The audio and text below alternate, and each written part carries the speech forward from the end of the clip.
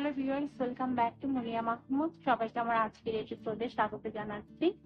তো আমি আমাদের বাসার নিচে চলে আসছি, বাজার করতে যাব আজকে মাসের বাজার।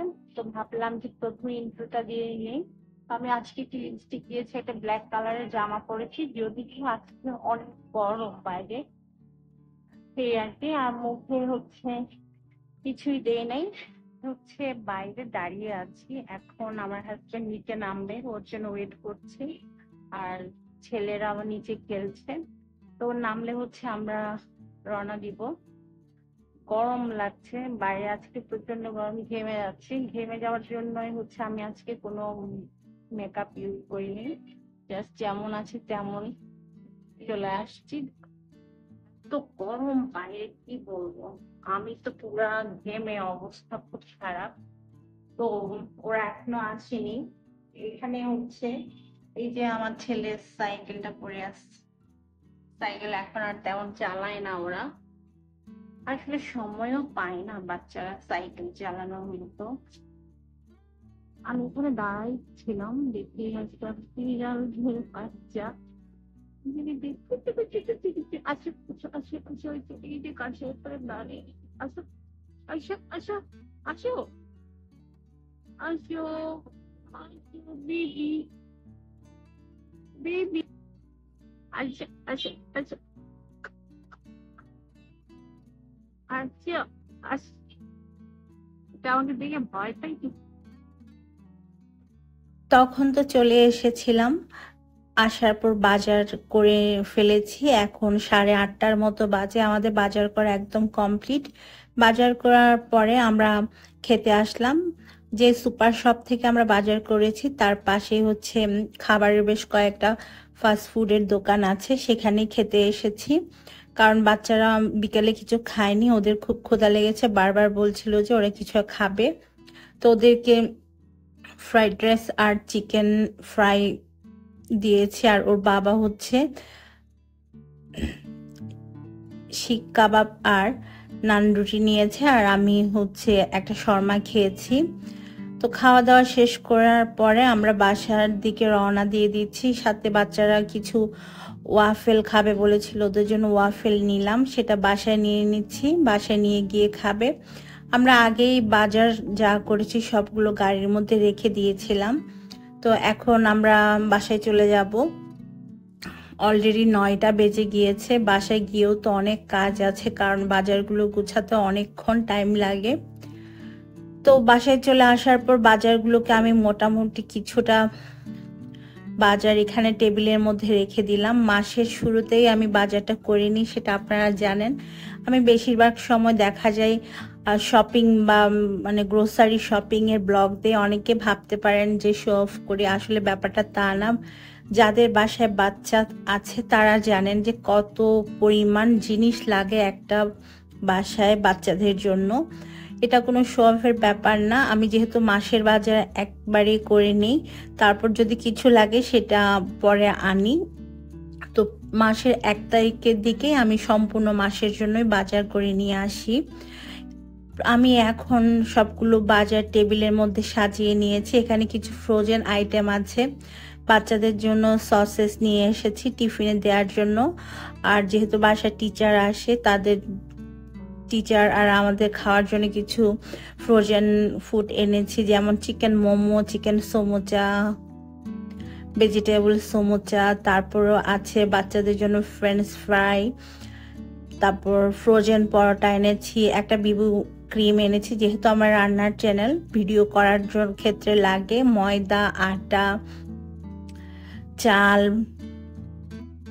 লবণ, চিজ এনেছি। আমি 2 রকমের চিজ এনেছি, আগেরও ছিল কিছু চিজ। তারপর যেটা আমার মনে হয়েছে যে লাগবে সেটা আমি কিনে নিয়ে এসেছি। পাপড়িটা আমার বাচ্চারা না অনেক পছন্দ করে।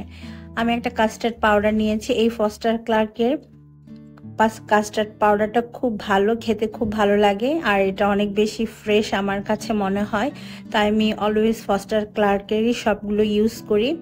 এবারে ডুডলস কোরিয়ান রামিন নুডলসটা নিয়েছি। একটা পিৎজা সস নিয়ে এসেছি বাচ্চাদেরকে বাসায় পিৎজা তৈরি করে দেওয়ার জন্য।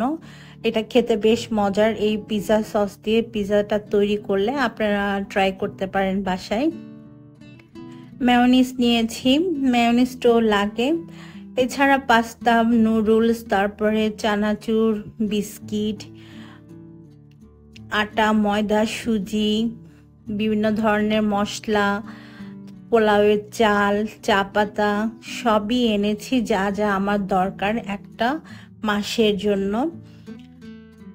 তো মাসের বাজারটা এভাবে করে নিলে সময় বাঁচে। আমি সবসময় বলি আমি মাসের বাজারটা পুরো মাসের বাজার প্রথম দিনে করে ফেলি, এতে আমার কাছে সুবিধা মনে হয়, বারবার দোকানে যাওয়া লাগে না। আর এখানে যেহেতু দোকান অনেক দূরে, সো এটা পসিবলও হয় না যাওয়া। এবারে বাজারগুলো আমি একে একে সবগুলো জায়গা মতো রেখে দিব।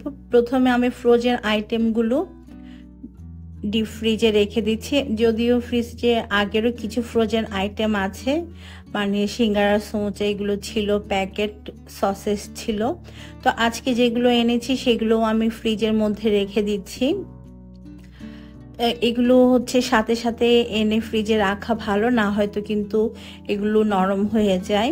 তো আমরা যেহেতু সে কবেই বাজারে গেলাম 6টার দিকে, আর বাসায় আসতে আসতে 9:30 বেজে গিয়েছে, আর আমি যখন বাজারগুলো গুছাচ্ছিলাম অলমোস্ট 10:30 হয়ে গিয়েছে। তো আমাদের যে জিনিসগুলো এনেছি এগুলো মোটামুটি নরম হয়ে গিয়েছে। তারপর আমি সবগুলো তাড়াতাড়ি করে ডিপ ফ্রিজে রেখে দিচ্ছিলাম ফ্রোজেন আইটেমগুলো। তারপর শুকনা উপকরণগুলো যা যা আছে সবগুলো জায়গা মতো রেখে দিব। বাজার করতে তো ভালো লাগে, বাট বাসায় এসে এগুলো গোছানো অনেক কষ্ট লাগে আসলে। আর যদি হেল্প করার কেউ থাকে তাহলে হয়তো কাজটা অনেক বেশি সোজা হয়ে যায়। আমার বাসায় যেহেতু হেল্প করার কেউ নাই, আমার একাই সব কিছু করতে হয়, সো আমার একটু আসলে প্রেশার পড়ে যায়। তো আমার 2 ছেলে এসেছে আমাকে হেল্প করার জন্য, ওরা আমাকে বাজার গুছিয়ে দিবে। আসলে ব্যাপারটা হয় কি, ওরা হেল্প করার চাইতে আমার কাজ আরো বেশি বাড়িয়ে দেয়, যেটা বলি তার বিপরীত করে। মানে কোনো কাজ তো হেল্প হয় না, উল্টা কাজে ঝামেলা হয়, তাই দেখা যায় আমি ওদেরকে তেমন একটা ডাকি না। তো এখান থেকে আমার বড় ছেলেও চলে এসেছে, সে এসেছে টুকটাক জিনিস আমাকে কাজ করে দিবে, জিনিস বক্সে ভরে রাখবে, এসব করার জন্য। তো আমি ওকে বলছিলাম যে তোমার কিছু করার দরকার নেই, তুমি আমার কাজে আরো ঝামেলা পাকাবে। মোটামুটি সব বাজার গোছানো শেষ। একটা লাস্ট ব্যাগ আছে, দেখি এই ব্যাগে কি আছে। এই ব্যাগে হচ্ছে কলা আর তাল এনেছিলাম আমি, কলা আছে। তো যেহেতু ভাদ্র মাস চলছে, হয়তো বা আসলে জানি না এখন ভাদ্র মাস না আশ্বিন মাস চলছে, যেটাই হোক এখন হচ্ছে তালের সিজন। তো তালের সিজনে তালের পিঠা না বানালে তো হয় না, তো তাই ভাবলাম যে একটা তাল নিয়ে যাই। আর এই তালের দাম রেখেছে 90 টাকা। পাকা তাল, পাকা তালের ঘ্রাণ কিন্তু অনেক সুন্দর, আমার কাছে খুব ভালো লাগে পাকা তালের ঘ্রাণটা। তো আমি ভাবলাম যে একটা তাল নিয়ে যাই, তালের পিঠা বানাবো রস বের করে। আর এখানে সাগর কলা এনেছি, কালকে আমার একটা শুট আছে, সেটা হচ্ছে বানানা পুডিং। তো কলাগুলো আসলে কাঁচা ছিল, পাকা কলা পাইনি। যাই হোক, যে গরম পড়েছে কলাগুলো পেকে যাবে। তো এখানে আমি নোয়া ব্র্যান্ডের একটা ননস্টিক প্যান কিনেছি, ছোট্ট, বেশি বড় না। এটা কত সিএম এর একটু দেখতে হবে।